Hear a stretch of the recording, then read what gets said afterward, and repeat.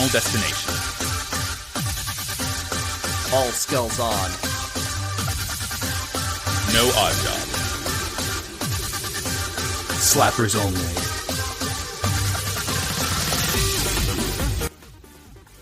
Lali-ho! You're listening to Slappers Only, a video game music showdown podcast. I'm Jordan, and we got Max in the house once again. Hello!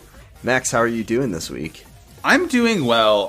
I've just been kind of basking in the kindness you've exhibited to me by choosing a wonderful JRPG to talk about this week, and I think objectively the best Final Fantasy game. I saw the video where the funny YouTube man of ProZD, Sungwon Cho, slipped the Final Fantasy series creator $100 to get him to say that this is the best Final Fantasy. Yeah, from the mouth of Sakaguchi himself. You can't argue with that, He said it was folks. the best one, so you can't deny that this is the best one in the series. And we're talking about Final Fantasy 9. 9 of them. 9 of them. They made 9. They just kept going, didn't they? It's wild to think, not to immediately stop talking about Final Fantasy 9, and also to count, but it's wild to think that this is the game that came out before Final Fantasy 10. And I know that statement on its own is really stupid sounding. Sure. But I can't believe Call of Duty 2 came out before Call of Duty 3. But like the differences between those games. Oh, I know. And why don't we talk about this game a little bit, and our histories with it. I'll start. You know me, I don't like JRPGs at all. No. And to be honest, I don't like this JRPG that much, but that's just because I don't like the genre.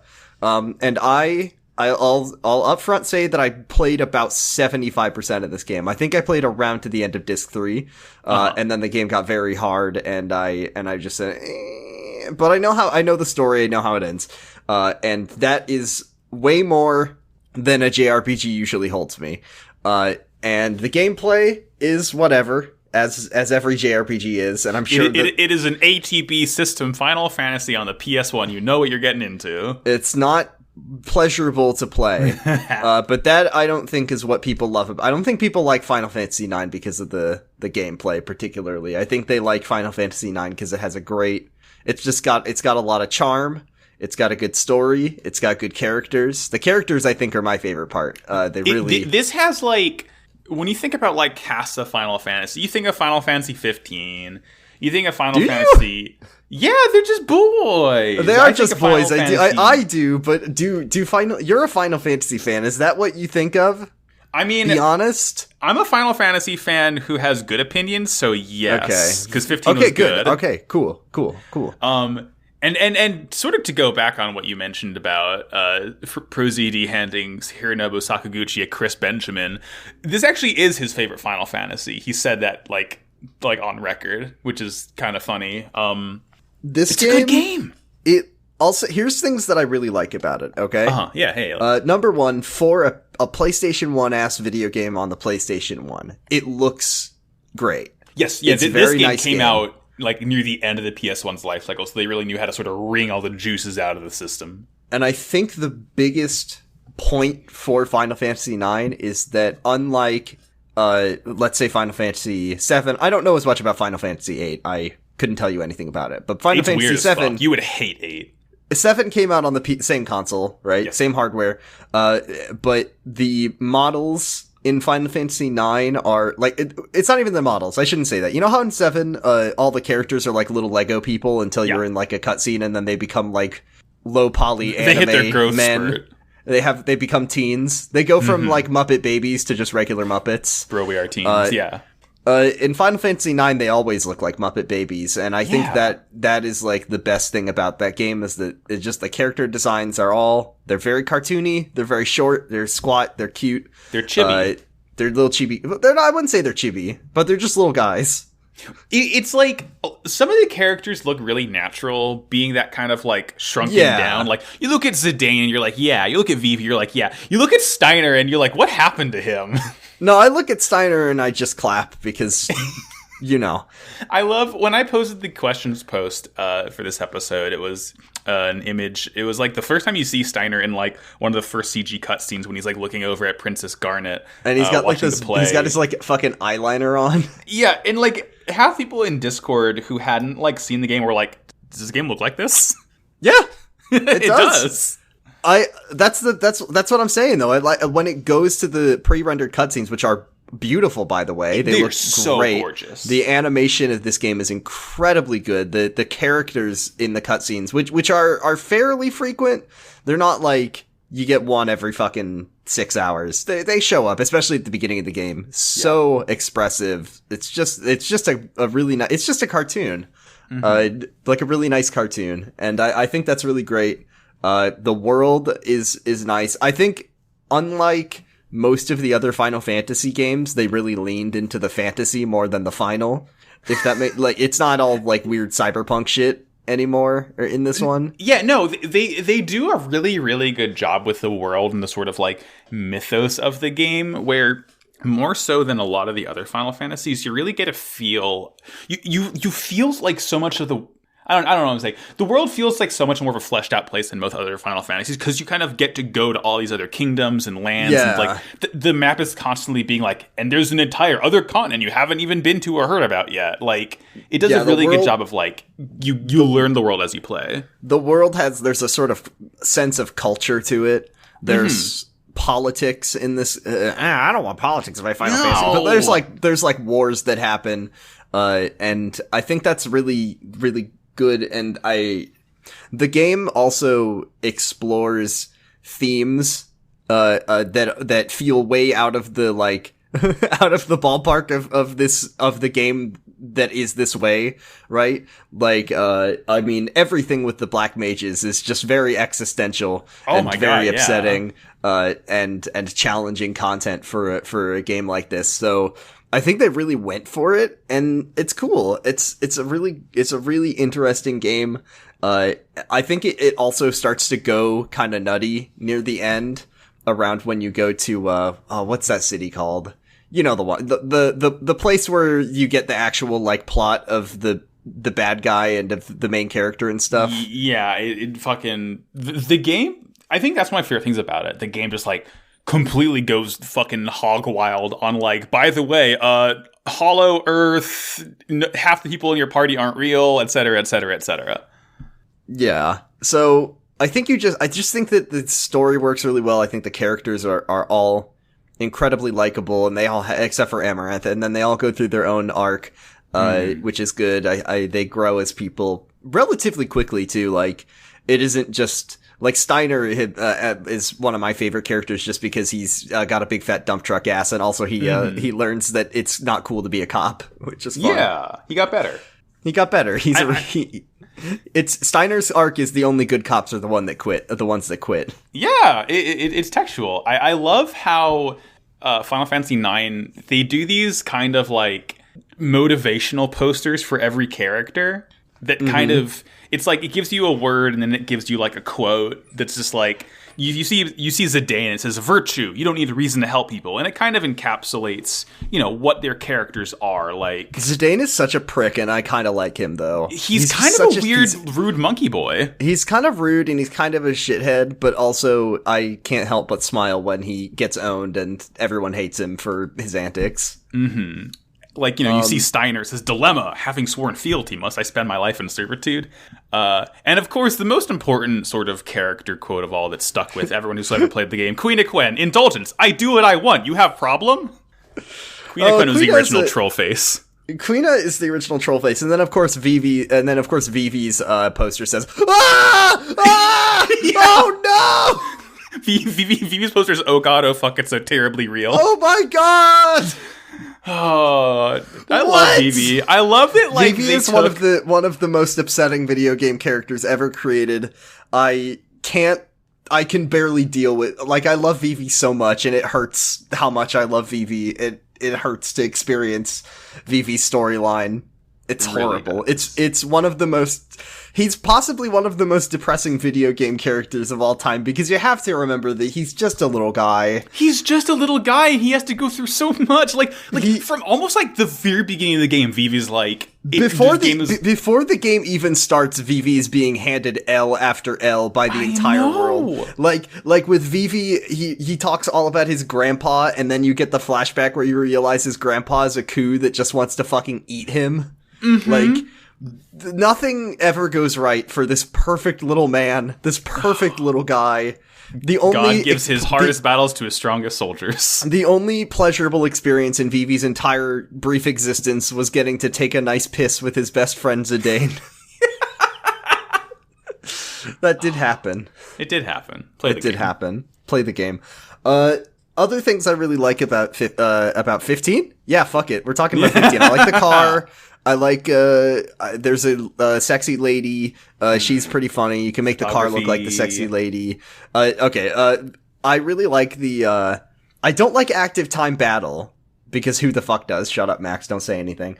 But I do like the active time events. Yes. Which, those are really cool, and they're basically nothing, like, they're basically just cutscenes, but, it's just a like cutscene you can choose to watch if you want. Why would you not, though? I know. Yeah, it's just like... It's so funny playing the game, like, you know, because you might call me a freak for doing this, but, like, I did start replaying the game because I saw it on sale on Switch. So I was like, yeah, it's been so long since I played this game. They're fun. It's fine. And on the Switch, you can have the modes that make... You can do time speed up and make it really easy to grind, so it's not a horrible chore to play the game. And it's just so funny, like, active time events, they're kind of touted as this cool, not revolutionary, but just like, hey, it's this cool system we implemented where, like, you press select when the game tells you to, and you can see another scene happening at the same time. It's just, like, so funny that just wasn't part of the cutscene, you know? I mean, I like it because it just gives the sense that, like, unlike in most games where when you're, like most RPGs with a party in it, where when you're not, either your party is just glued at the hip to your player character, right? Think of like Yakuza 7, you know, or when your party is not there, it's because they have been, you know, absorbed into your pants and they don't exist outside of battles and main cutscenes. I like the active time events because they give the sense that this is just a group of people who, you know, split up and do their own things, and you get these funny little side bits, or sometimes they're like emotional or they tell you something about the character or the world, which is really great. I guess the point of the active time events is to be really annoying if they just constantly interrupted the gameplay and forced you to watch it. But the fact that it gives you the choice of like, oh, do I want to see a little story about Quina? Yeah, I do. Of course I do. Let me see what's going on over there. Oh, haha, funny. Yeah, what a snafu. Me want eat. Haha, nice. Nice. And then the other thing I think is actually a really, really good choice that they made about Final Fantasy IX is, I think there's a big problem with JRPGs. That's it. But I also think you have anything more to add? One of the big problems with JRPGs is the issue where you get your party members, right? And most games I played of this sort, four to a party, yeah? Yeah. And one of them is the main character, so they're always going to be in the party. Yeah, you can't get rid of Monkey Man. You can't get rid of the little tail boy, little Goku. But Final Fantasy IX actually has, like, not branching narratives, but like split. The party splits up a lot. The party splits up a lot, and it isn't until like halfway through disc 3 that you ever need to make choices about who is going to be in your party at all. Like, the game is very good about making it so you're mostly leveled where you need to be just by, oh, here's a part where you're only going to play as, like, Freya and Steiner. Oh, and here's a part where you're just going to have Zidane and Eiko and Kina and Vivi or something like that. Like, it's good at that, and you never end up with a situation like when I was playing Final Fantasy VII, and I was just like, oh, I'm probably not, I mean, maybe I'm stupid for not utilizing a character who's useful, but, like, I just did never put Yuffie in the party, and Yuffie just sat around for the whole game doing nothing. And maybe that's my fault, but I just felt like, oh, here's my characters, I'm comfortable with this playstyle. And the game makes you shake it up, which I think is good. I like that a lot. Yeah. God, you really wouldn't like Final Fantasy VI. You get 14 party members in that game. I don't want to have to make these choices if the game isn't going to, like, force me to basically just choose and commit. Like, either have a passive leveling system, which is great. That works perfectly fine. But I feel like it doesn't make as much logical sense. Or do this. I think this is a good system. I think more games should do this. Just, split them up, get different sort of parallel narratives. Give them time to shine. Yeah, that's really good. And it makes you have to alter your playstyle. It's like, for example, a really great part of the game is when you have to go to the Aoife tree and you get both Garnet and Echo. So you have two healers that both can summon to different degrees. Magic time. You're just like a very mage heavy party. And I think that's fun. And you have to fight like a pretty tricky boss unless you use the funny cheat to insta-kill it. That's good. I think that's clever. It's good. It works really well. What a good game. I think one other like major thing about this game, more related to the episode itself, this was sort of Nobuo Uematsu's last like big score. Like if I remember right, this is sort of the last one that he like completely headed up by himself. Like starting 10 onward, he kind of took more of a backseat and didn't really compose the whole game. Because like if you look at his Wikipedia entry and you see what games he's composed, not until Final Fantasy X does it say with other people. So kind of like 9, and he even considers 9 his sort of magnum opus. Like he considers 9 his favorite soundtrack he's ever made. Ooh, I wanted to make you mad. Oh, good! I love that. I love when that happens. Yeah. While I'm preparing to make you mad, think you could like briefly try to give a summary or a premise, like just try to say what the game is about as best as you can, as fast as you can. Yeah. The game is about your little monkey man. You start the game out. You got a kidnapped princess, and you find out, she's really important. She has a chocolate block full of magic in her, and then you find out that the queen is bad, and there's this little pervert man who's even worse. Yeah, Kuja, the pervert, the pillar man. He's a nasty pervert. He's a nasty pervert, and he's just accosting you. You're traveling around the world trying to solve problems, and you learn, the Earth is hollow. There's another planet inside Earth, and shit, like everyone's trying to eat our souls. And you go to another world, and you fight the devil, and you win. Oh, there it is. There's the saxophone that I crave. Did you hear it? I didn't hear it. It's showing up. Okay. Tremendous. Well, I think noise cancellation will pick it up. It's fine. Oh, here's the thing I wanted to. So I was on Wikipedia and looking at reviews. Obviously, in retrospect, people say this is the best Final Fantasy game. Most people say that. It's up there, for sure. I wanted to say that some criticize composer Uematsu, who reused some tracks from past iterations of the series. Which I thought, and then also RPG fans said the music was uninspired and dull, which is interesting. I also wanted to say this quote from IGN, who says that the main villain, although considered by GameSpot to be the least threatening in the series, was seen by IGN as an impeccable combination of Kefka's cackling villainy and plenty of the bishonenosity that made Sephiroth such a hit with the ladies. Bishonenosity. God, what if Sephiroth was just a little freak pervert, man? Yeah, what if Sephiroth had his dick out at all times? Oh, yeah, dude. Fuck yeah. I'm fucking mad. Also, I'm sorry, there's another character that has a giant-ass fuck-off sword, and it's Beatrix, and she's way cooler than Sephiroth. Yeah! She's kind of pussing out with it. She's pretty cool. She's really Once cool. again, pretty much every character in this game fucking owns. Like... Like I said earlier as a joke, the only character that I really don't care that much about is Amaranth. And maybe that's because I don't know if there's something that happens on disc 4 that will make me go, wow, Amaranth is so cool. But, I mean, I don't think so. Yeah, like, from what I remember, he doesn't have as much of an arc, really. He's the last one that shows up, and he's just, like, there. I think it's funny that he hates Zidane for very valid reasons. I know. I'm about to send you an image of what Amaranth So Yoshitaka Amano is the main artist for Final Fantasy. He has these very like sort of like wispy, ethereal art of all the characters that really does not match up how they're portrayed in the game. The art for these games. That art is so fucking cool though. For this game specific, like oh my god, look at the art of Amaranth. That is not Amaranth. That's just a guy. That's just a cool guy. That is not Amaranth in the game. Oh, that's a man. That's a man. The Amaranth's face is the most confusing face in the world. It's very hard to figure out where his like head and face and neck begin and end. Mm-hmm. But all the other characters I think have great designs, very unique, and their silhouettes are really great too. They have very unique silhouettes.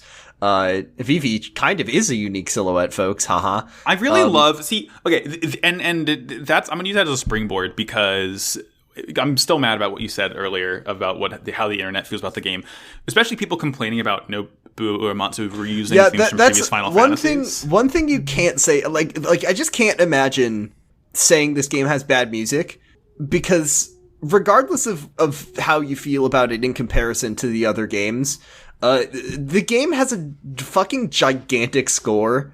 And it's all really great. 120 songs-ish? It's like 4 hours from start to finish, depending on if you look up a playlist on YouTube.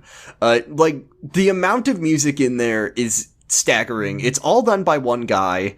Uematsu, like, not to like, be fucking video gamer head, but one of the greatest video game composers ever. Oh, no doubt. And it's not even like, oh, well, don't blaspheme against Uematsu, but it's just like, I don't understand how you can look at this game's score and have anything bad to say about it, or say it's lazy or uninspired, or it's so fucking diverse. There's so much going on in it. It's good. Really good, and it's on the PS1. Yeah, he stretches the limit of MIDI here. There's so much going on this fucking toaster of a console. This console that there's fucking refrigerators that have more processing power than this thing did. Like, what is wrong with people? It's okay. I don't know why I'm complaining about what IGN said fucking 20 years ago, when almost, oh my god, Max, almost 21 years ago to the date. This game came out on July 7th, and we're recording this on June 25th, so the 21st anniversary of this game will be in just a few weeks from now, so... And also, again, it is June 25th. 4 days ago, it was announced that Final Fantasy IX will be adapted into an animated series produced by Square Enix. And I'm actually really excited about that, because I think that, like I said, I love this game for the characters and the art and the designs and the world, and I don't really care for the gameplay. So maybe if they get a really solid animated treatment, that would actually be really cool. I don't know if it's going to be good, but like that. It could capture everything that there is to love about this game without having to sit there and play it. No offense. It's a JRPG. It's long. It is quite long. Yeah. Let's shall we talk about the music? I'd love to. If I'm looking at the I believe I went first last week, so it is your turn to begin. All right. So Max, here's the thing. Okay. I was sitting around prepping for this episode, and I was curious as a non-Final Fantasy enjoyer about the main overworld themes of the Final Fantasy games, and just trying to get what kinds of music they are. Some of them very like triumphant, upbeat, I'd say Zelda-like. If you think about the Zelda overworlds. I think that maybe the original Final Fantasy was like that. And then some of them more gentle, peaceful, tranquil, calming. And I think one of the best overworld themes on that list, because I was watching a whole playlist, I think is this one. Final Fantasy IX's overworld theme, Crossing Those Hills. I should say that the names of these songs are... I think translated from Japanese, so they are a little bit odd at times. Yeah, I think the official name of this is Over the Hill, and also Same Slap, of course.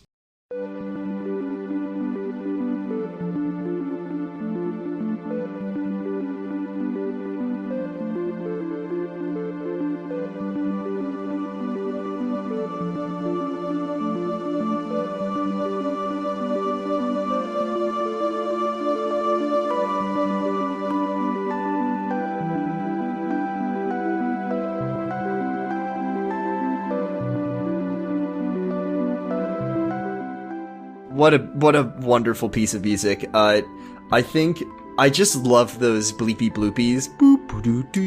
I literally describe them as bleep bloops in my notes as well. I also called them bleep bloops. It's such it's just such a nice, it's so calming, it's so peaceful. Fucking simple gifts ass music is what I wrote it down as. Like, this is music that this is music that orchestra plays, just like really nice, kind of outdoorsy music.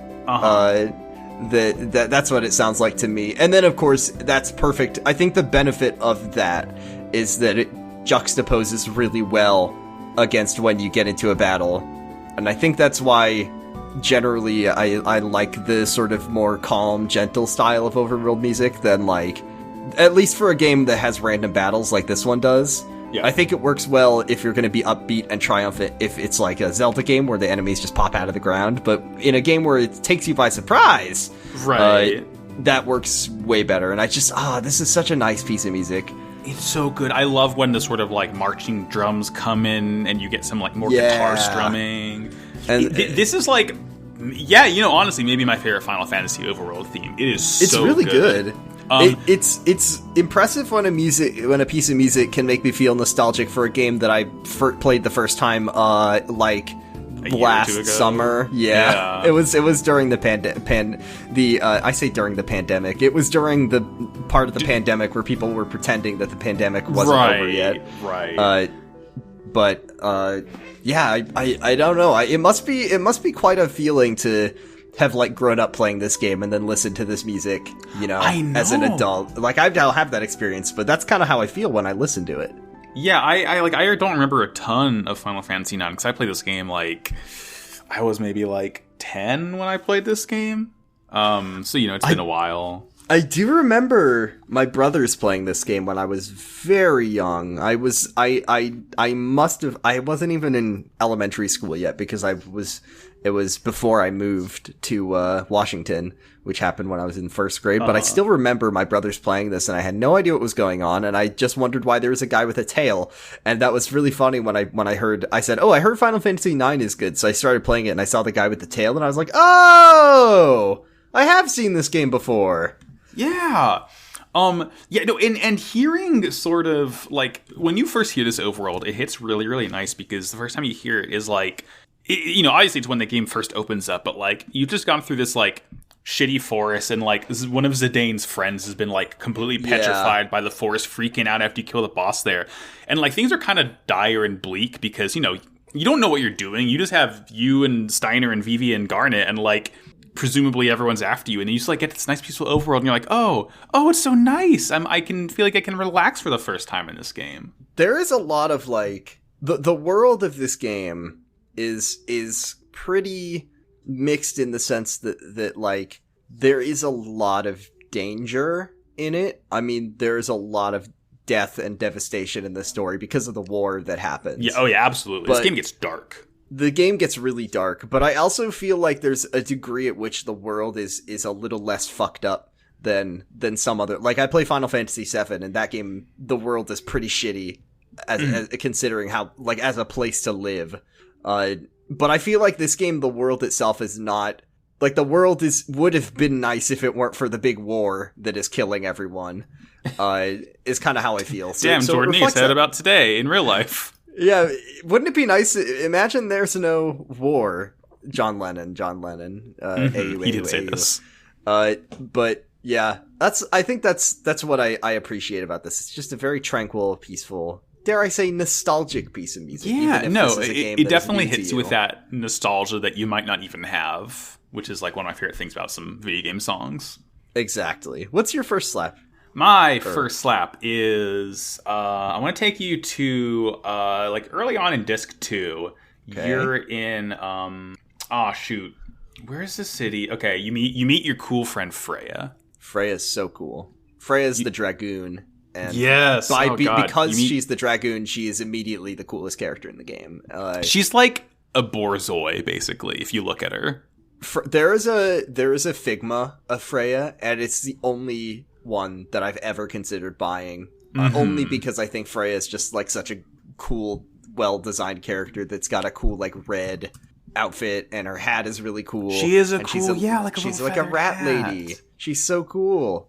Are you talking about? I'm trying to think of what city. Are you talking about Bermesia? No, it's Lindblom. Lindblom. So you're in Lindblom. And you've like met a lot of the people in the game so far. And Lindblom has a fun little tradition. Oh? Lindblom has a fun little tradition where the people in charge were like, you know, it'd be kind of cool. What if we just let a whole bunch of fucking freak monsters roam the streets and had people kill them? What if we did the purge? Yeah, they... Uh-huh. So the song I'm talking about is Hunter's Chance. Similar slap. Hey!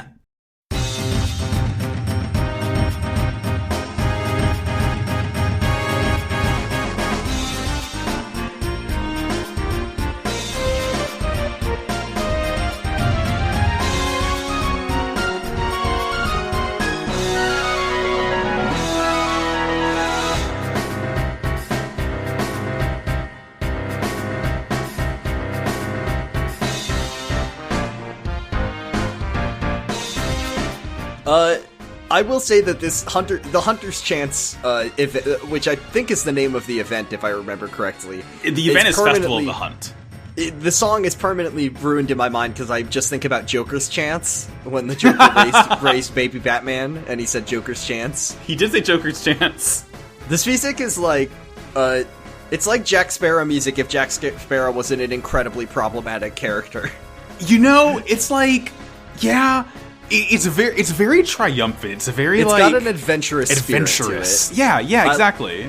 I love that triangle in the background. Ding, yes, ding, the little jingle jangles. You get this really nice. The whole sort of like chord progression is like da da da da da da da da da da. I mean, obviously you've heard it by now, but like, yeah, it really gets you going. And then in the sort of B section, you get this really like stanky synth going all over the place. You get this like really weird solo going, everything that is the exact same MIDI synth they used in Golden Sun.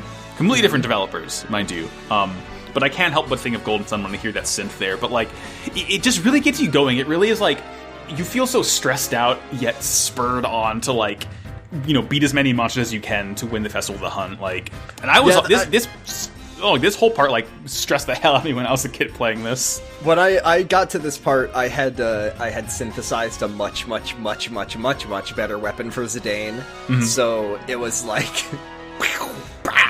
fucking one-shotting these creatures, bopping. And it felt great.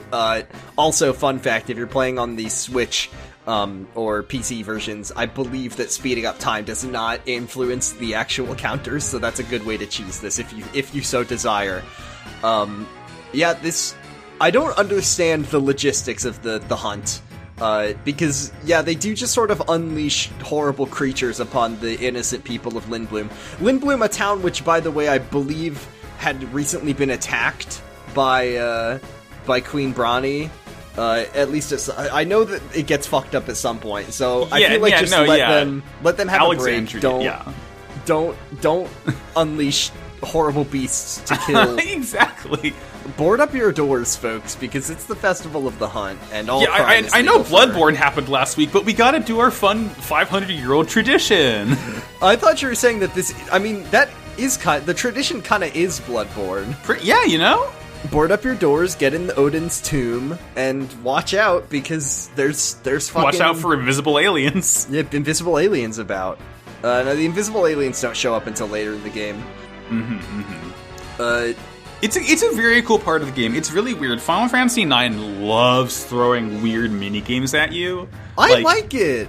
They do that in Final Fantasy VII too, but I think that it's very charming when this game does. I think there's some that are incredibly infuriating, but like the like sword fight at the beginning of the game, not very fun, but like I think it's novel, and I think it's a bit like cute. So I don't mind it at all. Getting perfect on that sword fight is so satisfying. Getting perfect on that sword fight is mandatory because the amount of money that you get 10,000 gil. It carries you through the early game immensely. It is absurd, and the game gives you the chance to retry it, which is even like it's not a one and done. It's like, they're on their 20th encore, aren't they? Yep, they sure are. You really just get to do it until you get it right. So there's no excuse.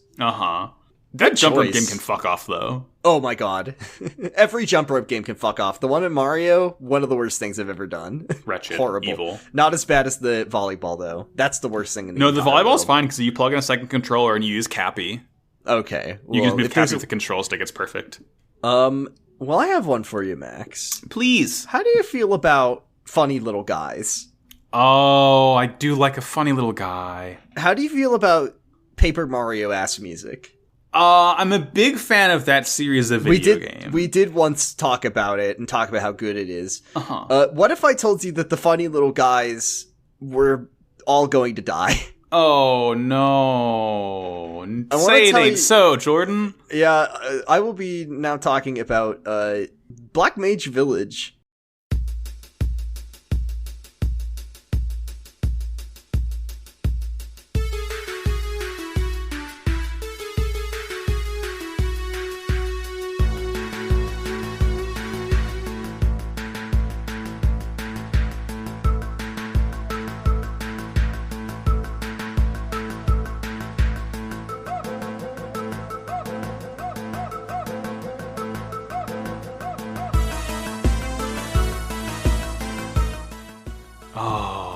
This is Square. Fuck you. This is a town full of funny little guys who Are damned to hell from the moment they're born. So, to give a little lore, the black mages in this game they all, like, if you know what Vivi, I feel like Vivi is the most sort of iconic character from this game. People remember what Vivi, Yes, people absolutely. like, every Final Fantasy nowhere probably has seen a picture of Vivi. Vivi shows up in Kingdom Hearts 2 even, which is good. He lives on in Kingdom Hearts 2.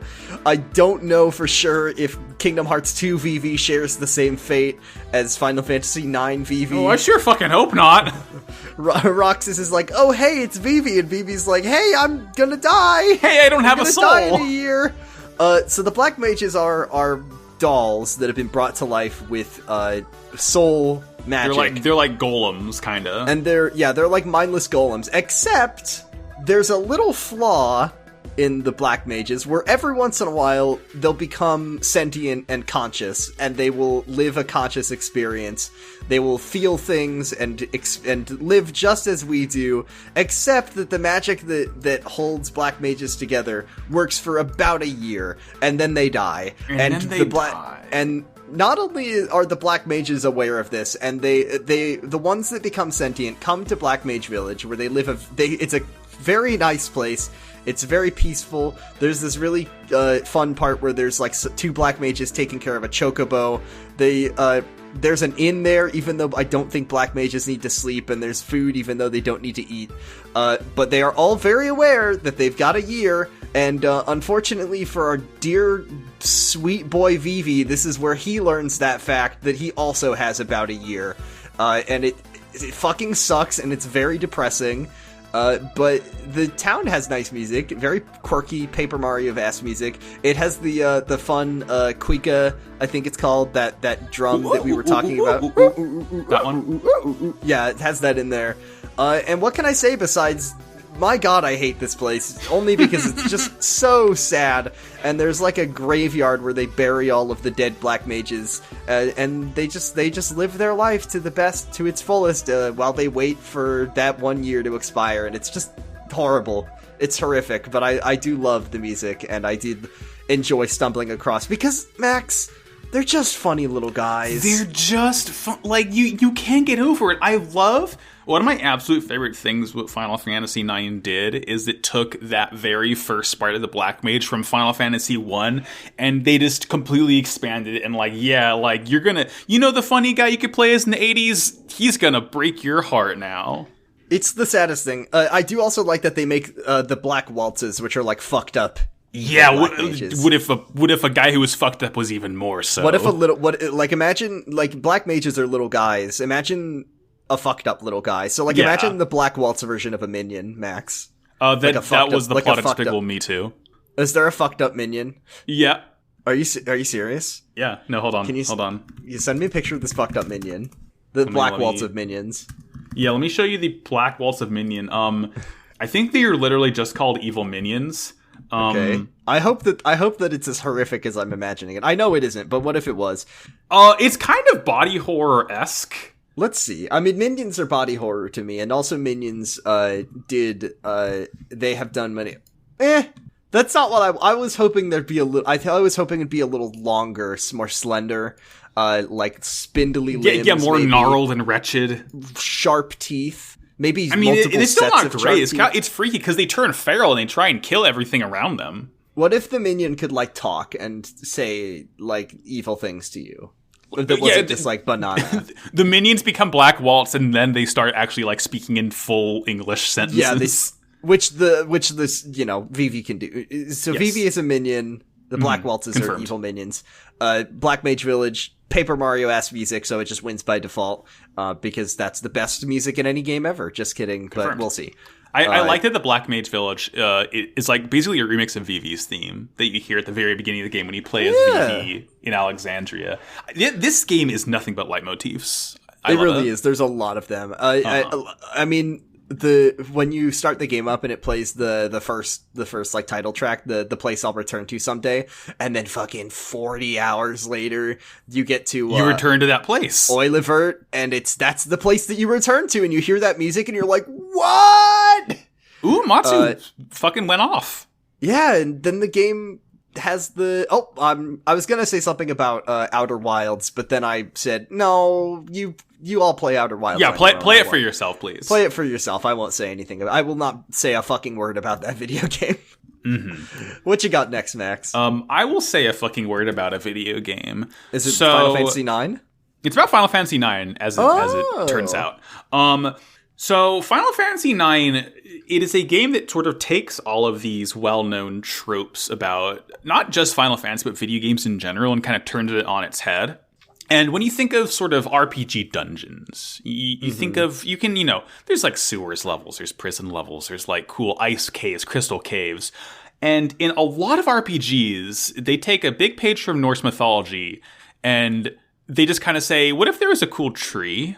I do like a cool tree, but what if the tree was fucked up? What if the cool tree prevented your immortal souls from returning to the earth? Yeah.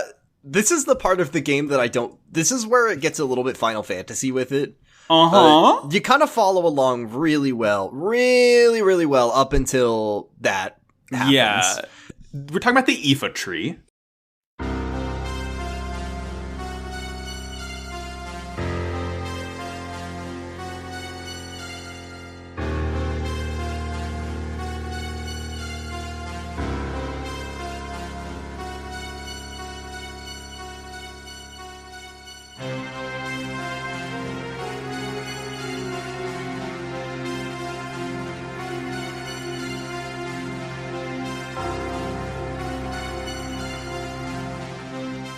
We haven't said the word mist one time in this episode, so which is okay. Mist is like soul dust. It's evil vape juice from this nasty tree. It's root beer flavored vape juice flavored root beer that is emanating from the evil tree that sucks shit.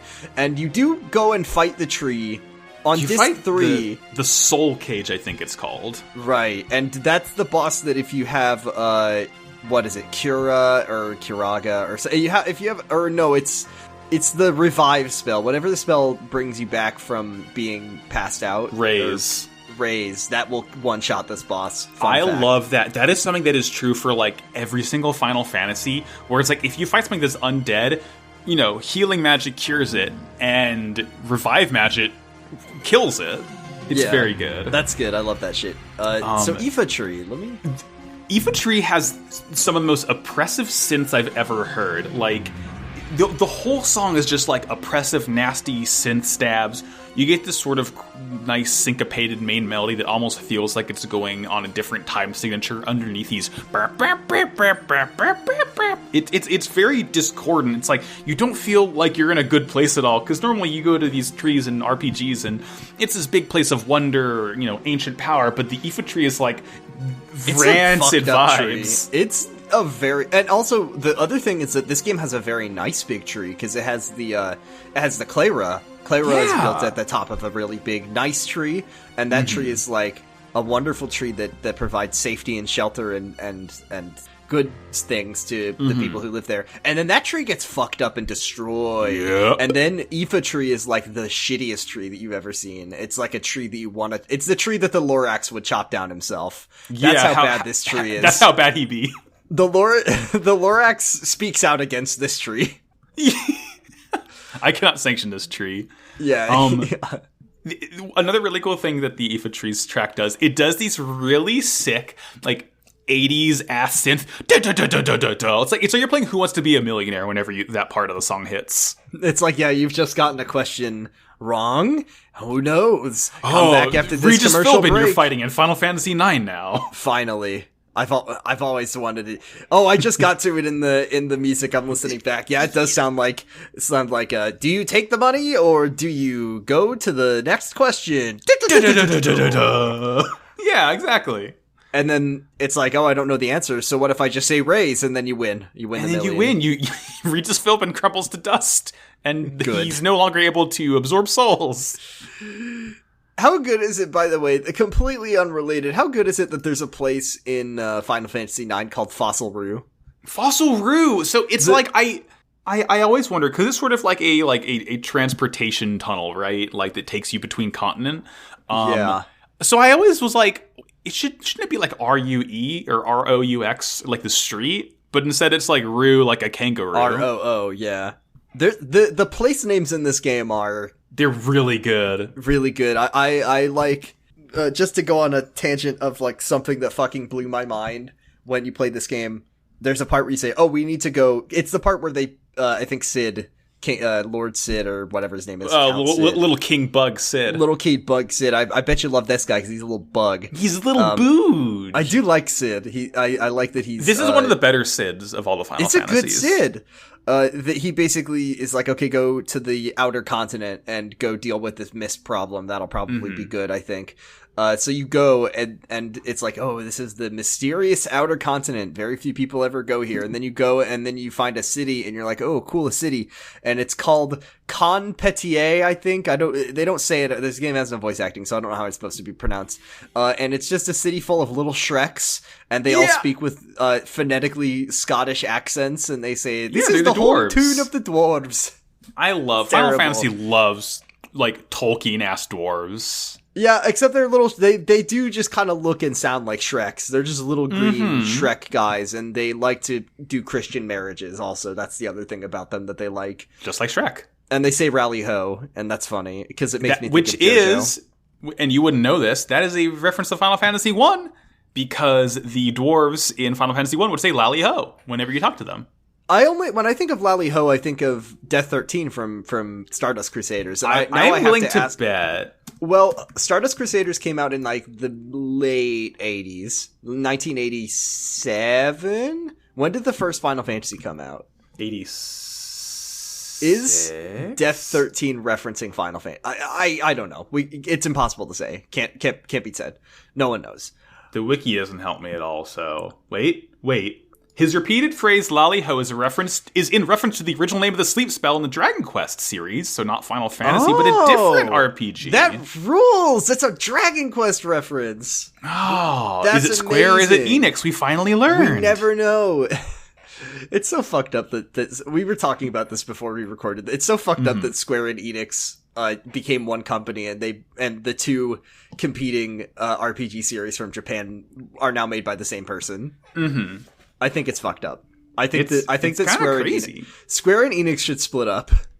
They should divorce. I don't know why they would, but they should split up just for laughs. Who would get I almost said who would get Yakuza. That's Sega, not Square Enix. Who would get Sora? Who would get Guardians of the Galaxy? Jordan? Who would get Guardians of the Galaxy? Who would get Avengers? Maybe they would. Square Enix made that shitty. They published that shitty Avengers game, right? That really shitty. They did. One. I think Crystal Dynamics made that. Yeah, it looks like a real doo-doo ass terrible game. I don't know why anyone would spend their $60. Think about how many Three Musketeers you could buy with that That's much a lot money. of candy bar. I mow the lawn every day, and my dad gave me $60, and now I go and I spend it on that. Oh, I feel ripped off. I feel ripped off. Oh, I've got to fucking buy the AT&T skin for the fucking Hulk? No way. My point is that I think that Square and Enix should split up, and I think that only one of them should get Goku. In the divorce. Wait, why Goku's involved? Because Yakuza was also involved, and that's also not a thing that either Square or Enix Okay, made. I mean, Zidane is a Goku, so we've confirmed that at least. Zidane is a Saiyan. That's the one thing I know, is that at the end of it, Zidane turns into a giant... Max, you know Dragon Ball. He turns into a big monkey. Yeah, he turns into a Nozaru. He turns into a big ape, and then eventually he doesn't kiss his wife. He doesn't kiss Garnet when they get married. Yeah, because Steiner blew up the moon to stop his transformation. I like the fact that Garnet is a very fun character to me, because when she kidnaps herself, basically. Yeah, I want to get kidnapped. This rules, actually. I like that I'm getting kidnapped right now. And then she says, I don't want to be Princess Garnet anymore, so for the rest of the game, you're going to call me Dagger. And that's just like the most fucking... I'm a 14-year-old and I've come up with my own name for myself name. It is so funny. And then for the rest of the game, they call her Dagger. Yeah. At least Zidane does, even after they stop calling her that in the story and everyone knows that she's Princess Garnet, he still calls her Dagger. And I think that's really funny. To the bit. It's really good. She's like, I'll call myself Dagger. And Zidane's like, that's so fucking cool. Yeah, dude. I wish I was named Dagger. Max, did you know that in the really, really good books series and hit movie Steven Spielberg of Ready Player One, that excellent award-winning author Ernest Cline, critically acclaimed author Ernest Cline, had created 2 Japanese gamer characters, and their usernames are Shoto and Daito? That's like being named Dagger, except I don't think it's funny. I think it's just kind of racist. Yeah, we could spend hours unpacking that fucking wretched man and his wretched media he's made. But instead, you could tell me your third slapper. I could tell you my third slapper, Max. Here's the thing. You know when a game sets up a big payoff? Yeah. I love that in a game, when a game kind of dangles something over you to be excited for the whole game. Sure. So when you meet the funny little bug of Sid, who don't squish him. Don't squish him. Don't step on him. He may be an Orglop, but he's actually a human man. Orglop, that's what they're called. Orglops, yes. And he's like, well, before I got turned into a bug, I was going to make a really cool airship that only I could drive. And I love my cool airship. It's named after my my girlfriend. My wife, and I think that she stole the airship or something. I can't remember the lore specifics of it, but I was making this really cool airship. It was the coolest airship you've ever seen. And there's not gonna be an airship in this game. Don't you worry, it got stolen. But I'm making another one. Come back to me in like disc 3. Disc 4. Disc 4. And I'll give you, it's called the Hilda Guard. Guard, it's named after my wife. And the music is Sweet Victory. It's so funny. It is. So my last pick is Airship Hildegard.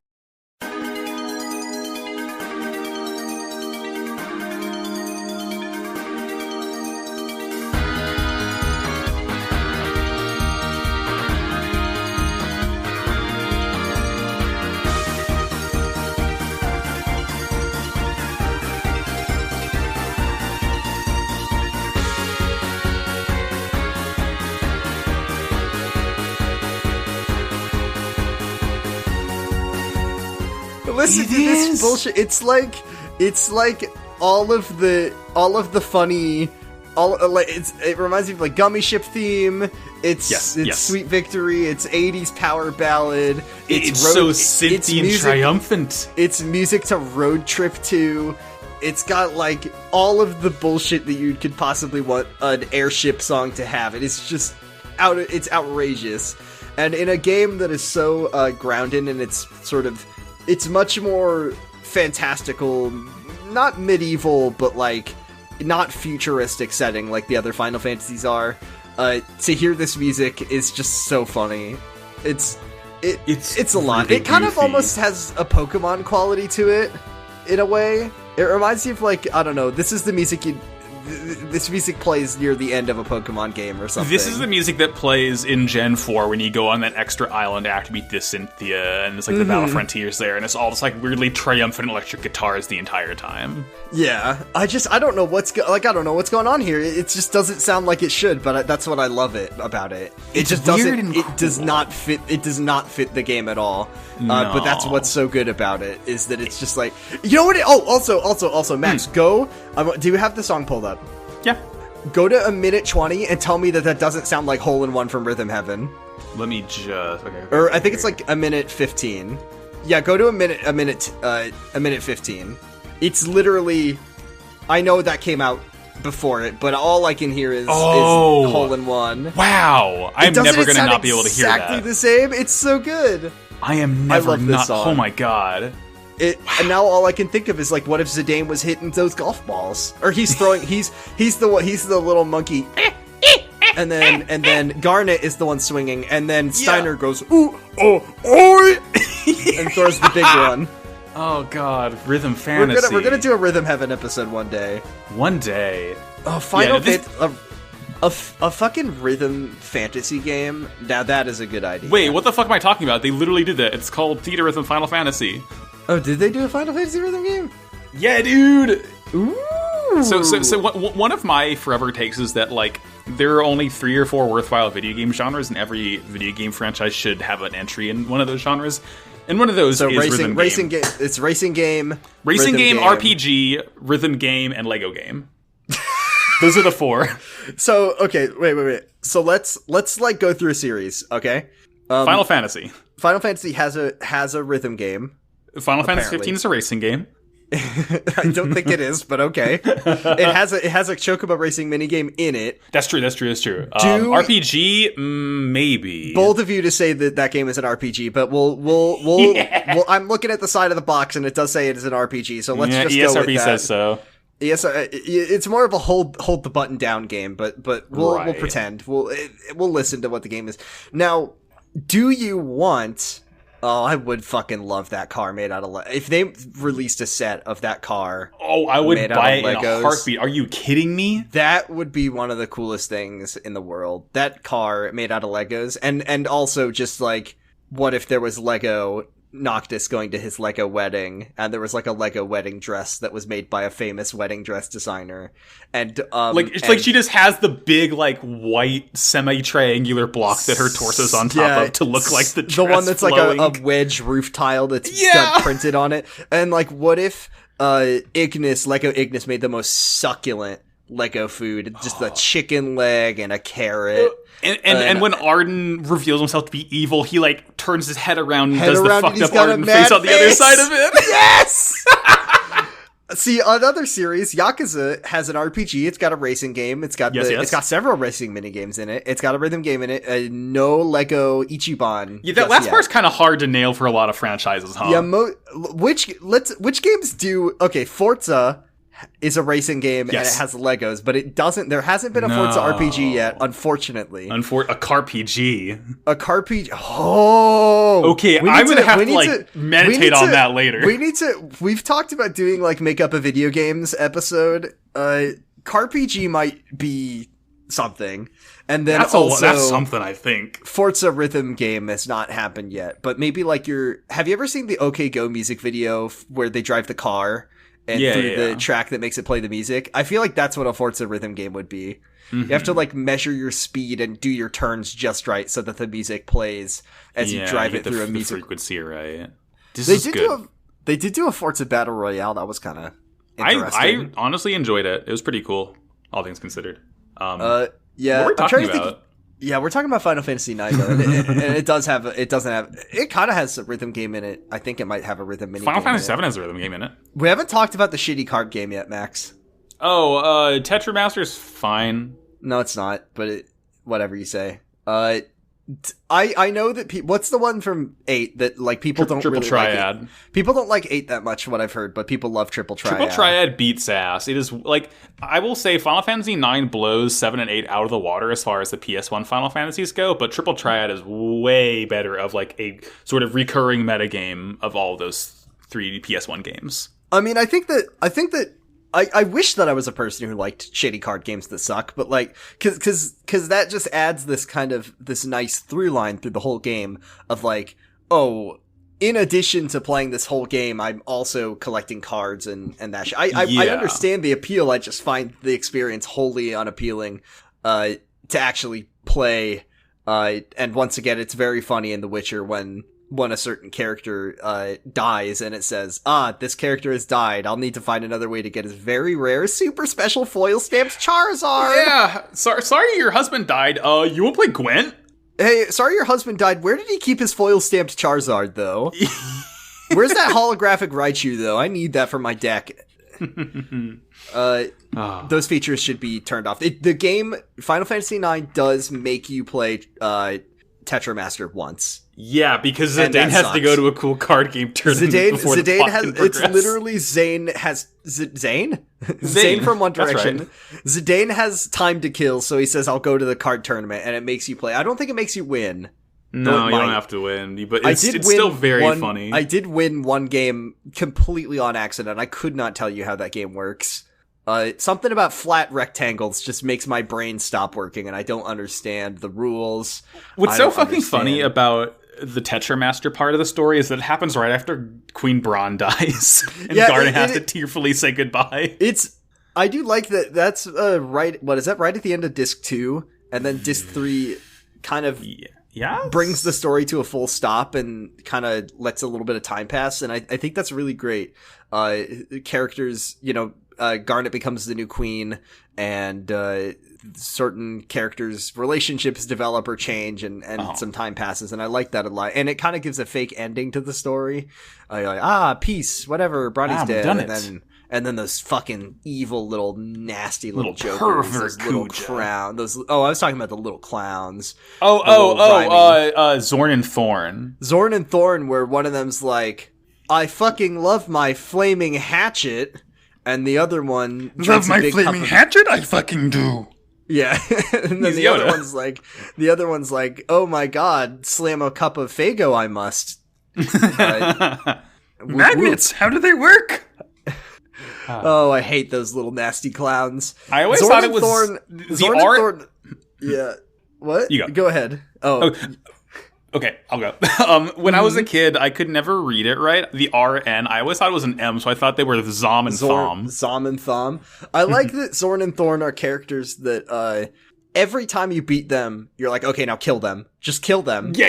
End their fucking lives, please, God. End their lives. They keep causing problems, and they're like, no, don't kill me, you whoop whoop! And for some reason, you continuously let them live, and they keep showing up and causing problems. Max, what's your third and final slapperoo? Your fossil roo. We were talking about this game. Oh, my my slapper fossil roo. I mentioned earlier that this game is Leitmotif City. It is.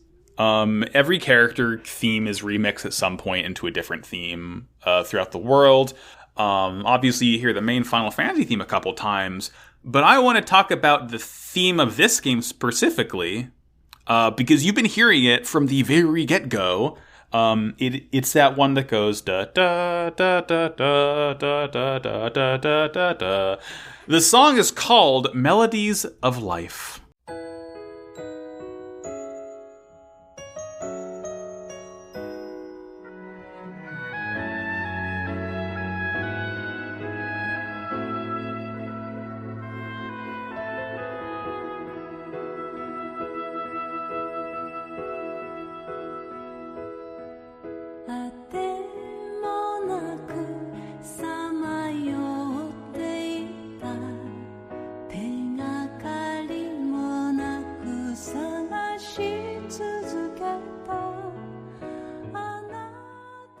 Melodies of Life.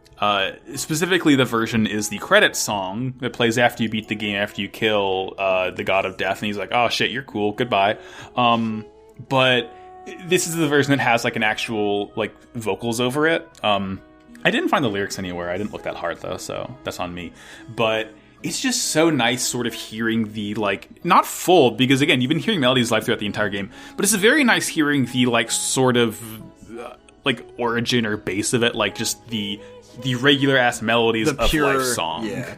It's such a good payoff. The melody of this is the same as Over Those Hills, right? Or Over the... Other way around, Over the Hills. Like, oh, well, yeah, you know what I mean, though. Yeah, exactly, yes. It is the same. Yeah. There are a few times in this game where they completely forgo the MIDI, and this is one of them, and it's very beautiful. Whenever, like, you put Uematsu in front of an orchestra, and he won't really do anything. I mean, he's not a conductor by trade. He writes music. He doesn't conduct it or play it. I mean, I think he does play it, but I think... What does he play, keyboard? He plays keyboard because he was in a band called the Black Mages. He was in the band, and they all died after a year. Oh, very no. sad. But, I mean, I wish they made more music, because they only made 3 albums, and that's so prog as hell.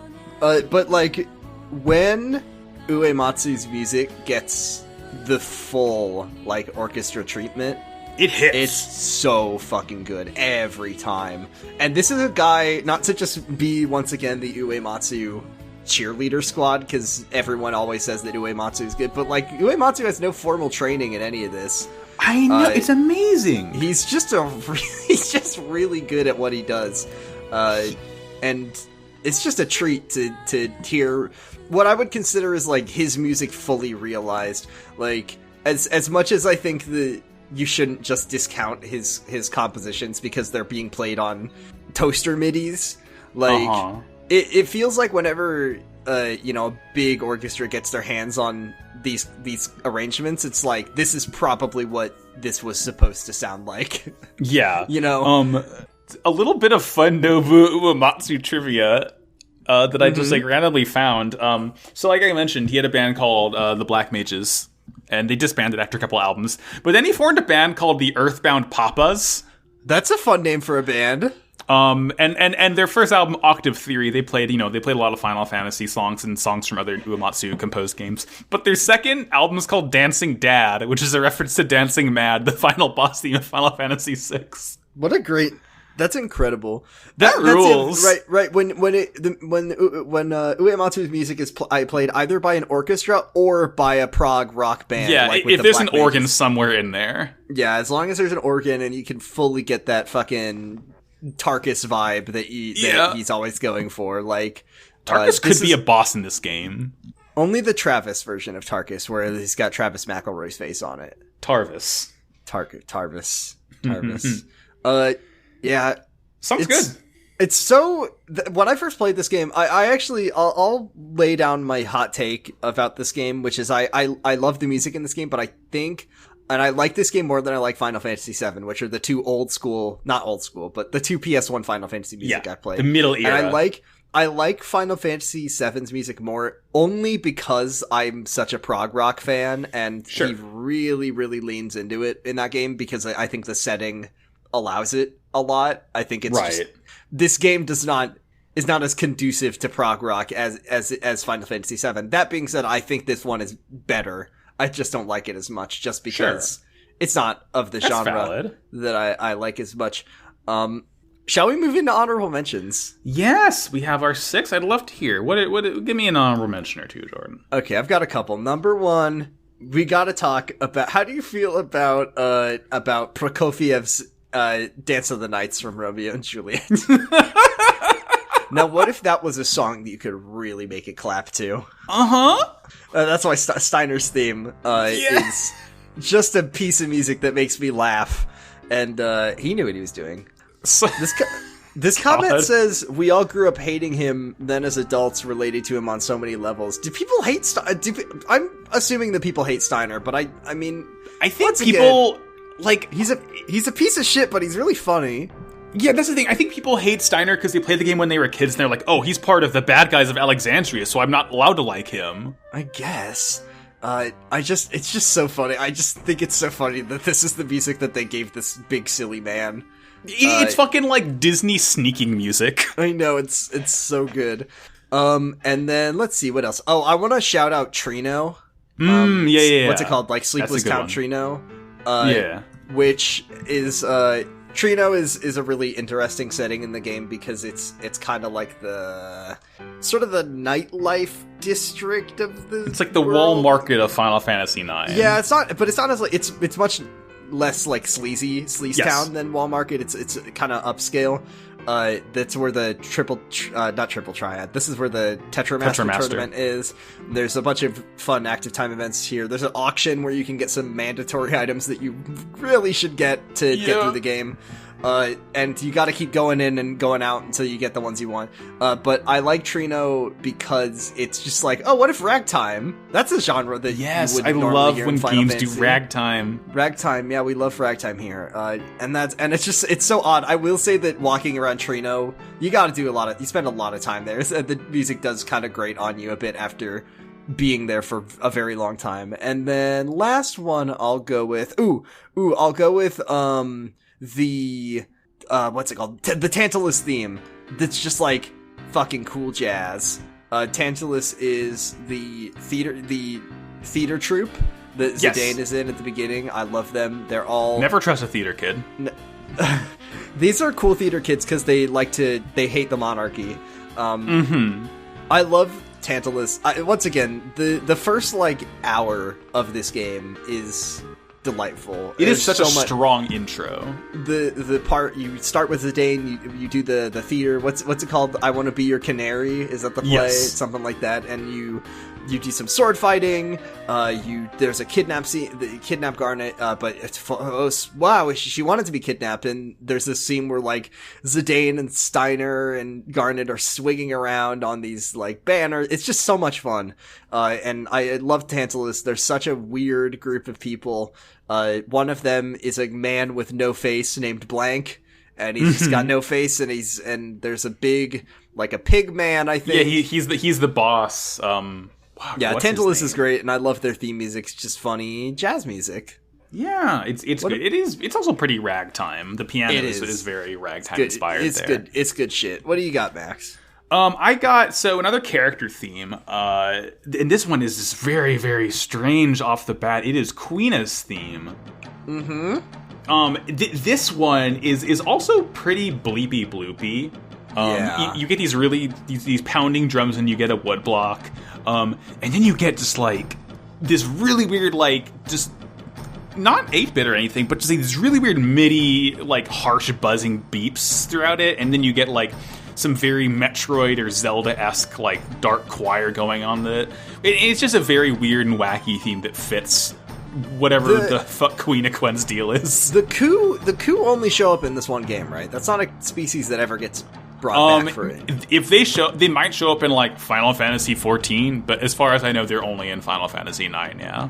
There's one weird thing about Kina that I think is only because of the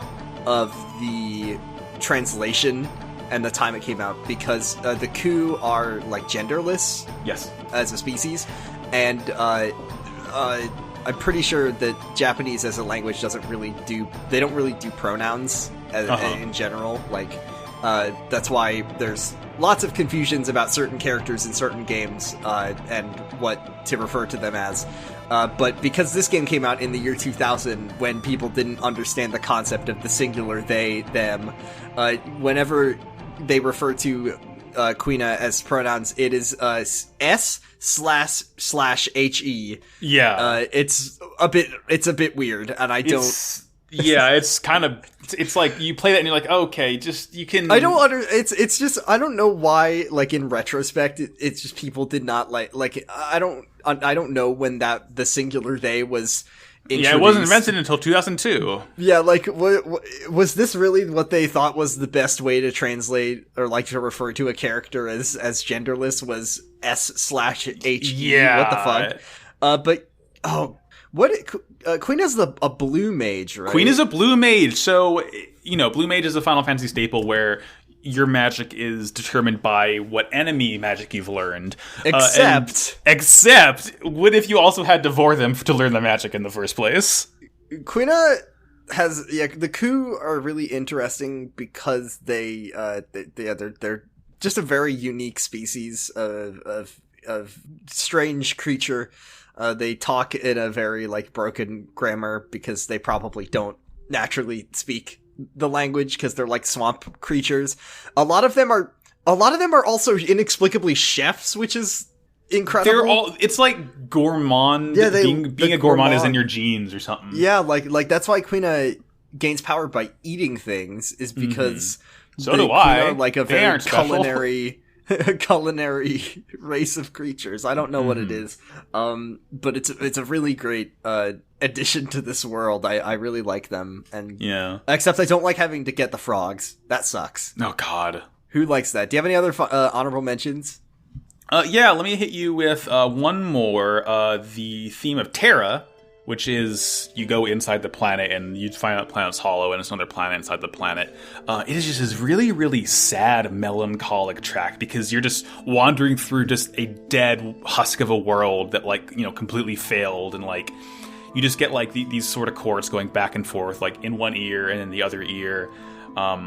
It's just this really sort of sad pluck strings track that, like, I think it has a bassoon leading it. I couldn't tell if it's a string or a woodwind. Not a whole lot to say. It's just it just fits the theme really well when you go to Terra. You're like, oh, this place sucks. Yeah, not great. Oh, also, sorry. Two things, because we didn't talk about. We talked about overworld music. We didn't talk about the battle music, weirdly. Didn't mention it once. We didn't! It's good. It's not my favorite, but it's good. It's pretty good. The boss battle music I like a lot more than regular battle music. the one that's like yes. That one's good. But the battle music in this game is probably like it's pretty weak. I don't like the Oh, that's a Final Fantasy staple. But then it's just like it's just nothing super memorable about it. Which is it's fine. It's just not the best in the series. Yeah. And then what I do love is Ukulele de Chocobo. Yes. Which is like, what if this is like the Chocobo theme that you would upload to YouTube if you're a theater kid in your bedroom and you only own a ukulele? Yeah. And this is your like audition tape. Yeah, I want to be the OK Go's next member. I'm gonna be in pentatonics, and my name is Steiner. My name is Steiner, and I'm a theater kid. Let me sing the Chocobo theme on my ukulele. Alternatively, Ukulele to Chocobo is the Chocobo theme that plays during like a corporate presentation where there's like a hand drawing on a whiteboard, and it's like, here at Alexandria Kingdom, we will be innovating our synergy by making our castle be a big monster. Do you want to hear something that's going to blow your mind about? What? So there's a reason why the Chocobo themes are called Aloha de Chocobo and Ukulele de Chocobo. Mm-hmm. The game was developed in Hawaii. It was the whole game? Really? The game was developed in Hawaii as a compromise to developers living in the United States. That's fact. Huh. Isn't that cool? That actually makes a lot of sense because Hawaii is kind of in the middle-ish between Japan and the US, and I know that Hawaii has just like a ton of Japanese people who go there on vacation and also to live there. So that actually makes a lot of sense. Yeah, that's your fun fact of the day. Very, very sensible to develop a game in Hawaii if it's a split between those two countries. Interesting. Yeah, that's that. Interesting. Wow. All right.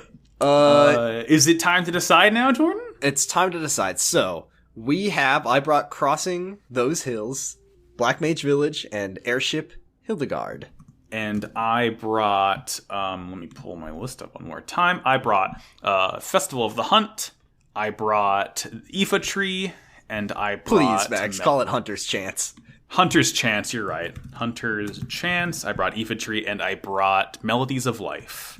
Melodies of Life. The fun thing about this is that Final Fantasy IX is so new to me that I don't know the classics, and I'm sure that there are people who are like, I can't believe you didn't bring Kuja's theme! Or like, whatever, I don't want to talk about that pervert. It's a fine theme. We don't want to talk about it. It is nice as a piano, good, whatever. I think I got my choice, but let's see. Yeah, okay, I got it.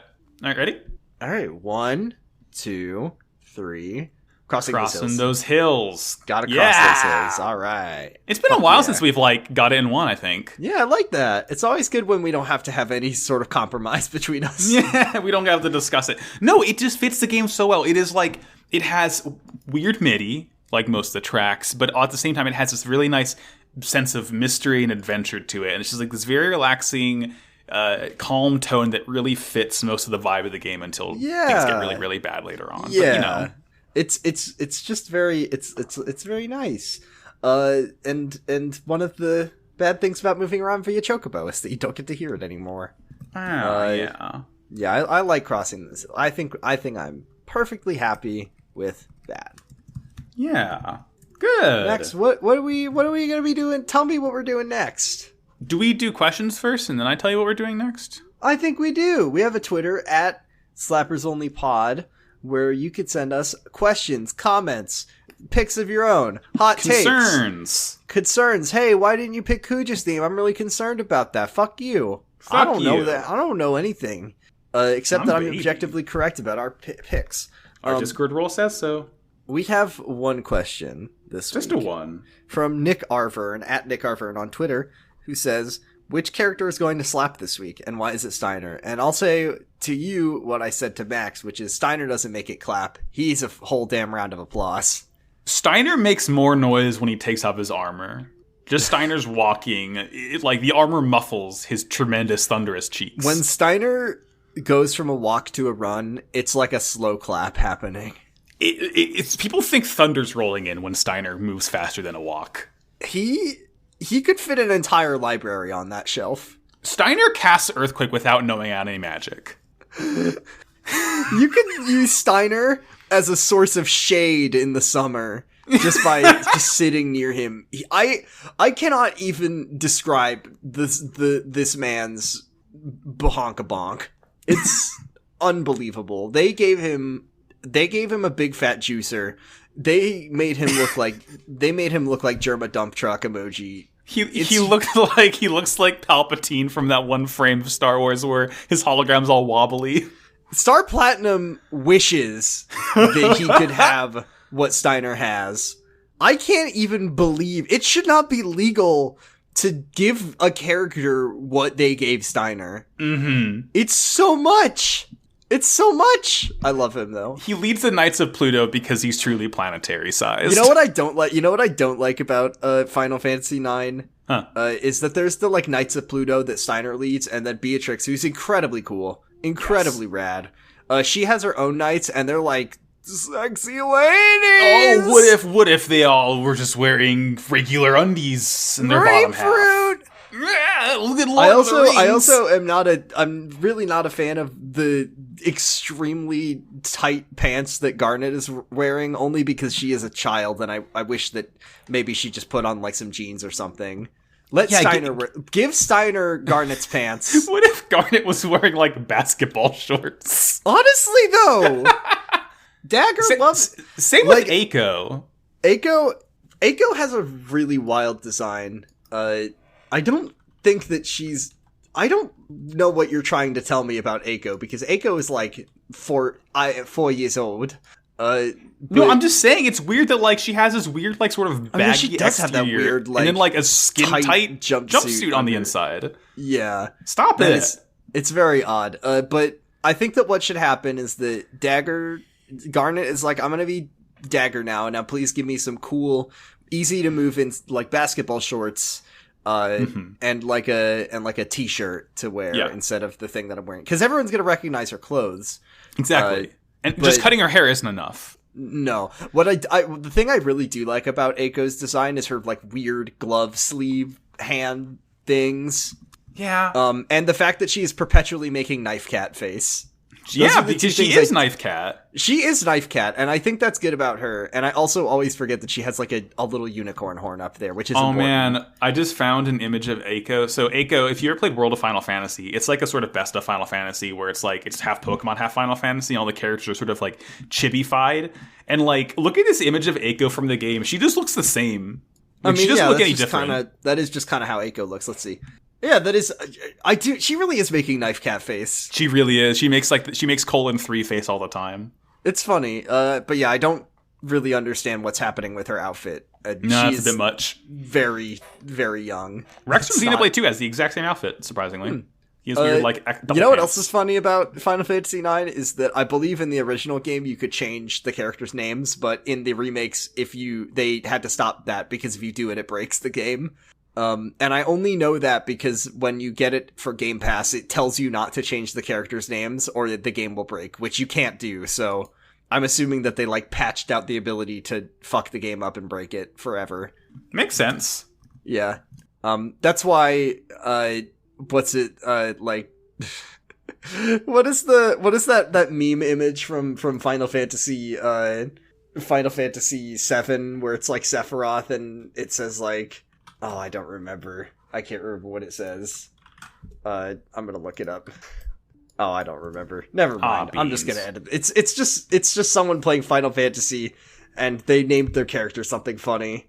Oh god, I know what you're talking. It's like Ass Man and something else. It's like on the tip of my brain. Oh well. I know what you're thinking about and I know it's funny. Here's a thought. Here's something that I think they should do for the next Final Fantasy game. Because in the original series, you could name anyone anything. Yes? Yep, you had like, I think, only 4 letters per character in the very, very original. Wow. But my point is that one thing you don't get control over is the name of the villain. No. Oh, you would if it was a Pokemon rival situation, you mean? Exactly. Like, what if you could make the villain have whatever name you want? And it was just like that would be like, what if I could make Sephiroth's name like Chicken Nugget or something? It's just something really funny. That's funny. That's irreverent. I'd like that. That would be funny, and that would be good. I'd like that. Games that let you create your own villain, and I could make my villain the Brickster from Lego Island, and he will be the one that I fight in the final boss. Good, dude. The Brickster is one of the most evil villains of all time. He's so fucking rude. You ever order a really spicy pizza to melt your jail cell and then cause havoc over the island? Hey, Max, I'm going to my favorite website. I'm going to... No! Oh, yes! No! Is he not there? No! He has an account, but it doesn't tell me all of his crimes. That's just how you have to do it yourself. You have to fill it in. You have to tell the world. Because you gotta make his villains wiki account brick by brick. Damn it, that sucks. I wanted to see like how much genocide the Brickster did. Yeah, bodily mutilation. Jailbreak. Yeah. Oh. Okay. Well, with that disappointment, let's cheer me up, Max. What are we playing? Okay, Jordan. So, assuming this episode goes up tomorrow from when we're recording this, which would be June 26th, maybe. That would be exactly 1 month before the 2-year anniversary of this game. Okay. We're doing an RPG this week, and we're doing an RPG next week. Like a good RPG or like a bad RPG, Max? Like RPGs, you can stick a letter on top of RPGs, and it means different things, right? I'm like thinking about what RPGs came out 2 years ago. You got your JRPGs, you got your WRPGs, Western RPGs, you have your CRPGs, I don't remember what that one stands for. Computer RPGs. I was gonna say, why is JRPG not? But not. They usually just call Western RPGs. But then I remembered that like JRPGs were based on like Dungeons and Dragons and shit like that. So kind of makes sense. Yeah. You have your ARPGs. What are ARPGs? Then you have your TRPGs. TRPGs. What is a TRPG? The T in TRPG stands for tactics. Oh no. Oh, yes. Oh, no, Max. I don't know what that... I played one of... Oh, okay. I think I played that game, maybe. I know you played that game, Jordan. Oh, boy. So next episode, we're going to be joined by my friend and yours, my good friend, Sarah McCostumes from across the pond. We're going to be talking about Fire Emblem, 3 of them. Yay, 3 houses. Damn, your mom lets you have 3 houses? There's 5 houses in the game. There are 5 houses, both at like a dignity in Fair Verona where we lay our scene. Yeah, there's no dignity in this fucking monastery. There really is. If you play Fire Emblem 3 houses, you have 3 houses but 0 dignity. Exactly. You walk in. If I was playing like fucking Yakuza, doing like the horny mini games that those games always have, where it's like, I'm in a swimsuit and I'm gonna jiggle at you. If someone walked in on me playing that, I'd be less embarrassed than if someone walked in on me like having tea with your students, having tea party with my students, and like, oh, I can look at her neck and and it sparkles when I look at her neck and she goes, "Oh, Professor." Ooh, Professor. I'd be less embarrassed if someone walked in on Yakuza Jiggle minigame for sure. 100%. Yeah. Get excited. Okay. We're talking about a fun game. It is a fun game. I was shocked when I enjoyed that game. Despite the negative press, it's good. Shocked to my core when I had a fucking second of fun playing that game. Yeah, well, it is pretty good. I've only played it once. I don't know if I could bring myself to. No, yeah, don't play a full fucking route. Just listen to the soundtrack in the next 2 weeks. Yeah, I don't know if I have it in me to finish Black Eagles, but I did like Blue Lions. We'll talk about it. We did already do an entire podcast about Final Fantasy Three Houses with Sarah. So it'll be interesting. We'll probably retread again our old ground. We'll talk about what if Dedue wore wraparounds. We'll talk about all kinds of things. Yeah, well, some things are so important you have to talk about them multiple times. Yeah, just to make sure it sticks. Well, thank you all very much for listening. I can't wait for that. That's gonna be good. That game has some good ass music in it, actually. Mm-hmm. Despite negative press. Dimitri. Good. Plugs. You can find me on Twitter at BradipusRex. Probably gonna be. I got job. I'm probably gonna be locking down my Twitter at some point. So I'm saluting you. I'll still be posting. And you can follow me, and I'll add you. But I'll probably be locking it down at some point soon. So follow me at BradipusRex. You can listen to my 2 other podcasts. One of them is about Kyle XY. It's called Kyle XY? Question mark's important. And then you can listen to Kamurocho Radio, a Yakuza Replay podcast that I do with Argyle, who's on Pot of Greed. He's on Wow Cool Robot for now. And that one's good. We're a few weeks out from finishing Yakuza 2. And that's fun. So tune in for that. It's going to be good. It's going to be good. I'm Max. You can go to twitter.com/MaxyBajillion, see all my stuff. Like Jordan mentioned, one of my shows is called Wow Cool Robot. It is a show where we're talking about G Gundam currently. We're halfway through it. Show's really good. It's Dragon Ball Z now. That's on Twitter at Wow Cool Podcast. And my other shows, I have Yu-Gi-Oh! Pot of Greed is what it's called. I don't know why every once in a while my brain is like, you should call it Yu-Gi-Oh! It Yu-Gi-Oh! It is Yu-Gi-Oh! You've really taken ownership of Yu-Gi-Oh! Yeah, well, I mean, Konami, we can't fucking trust that company as far as we can honestly, throw it. Though. So it's ours now. I think we literally had this conversation like last week about, you called it Yu-Gi-Oh! And then I said, like, if you, or specifically Elliot, got your hands on Yu-Gi-Oh! To just own it, it would be good for the brand. But I think we've literally had this conversation before on this podcast, so. Yeah. That's on Twitter, Slappers. No, fuck. God damn it. That's on Twitter at Pot of Greed. Oh, my brain is falling apart.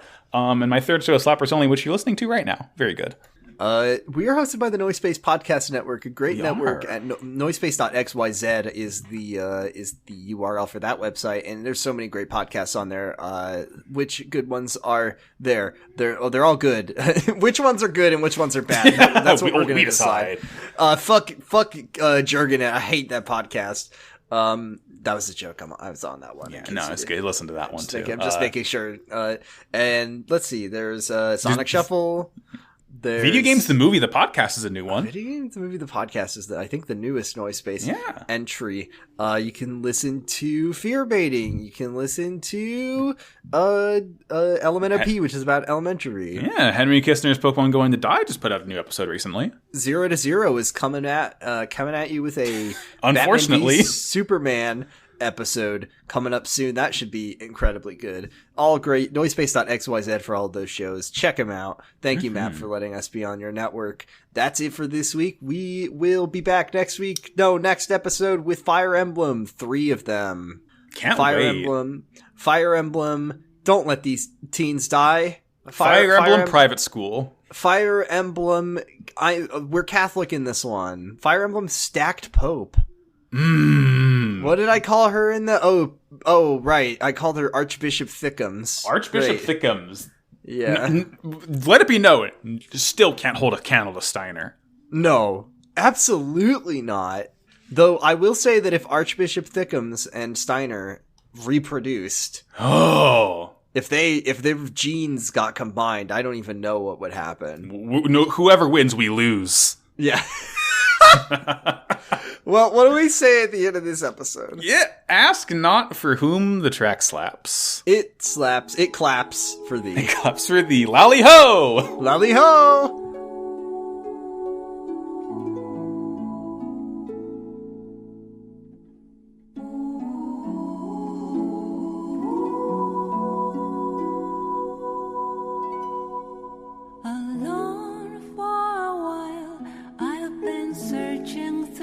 Dark for traces of the love you left inside my lonely heart, to weave by picking up the pieces that remain, melodies of life, love's lost refrain.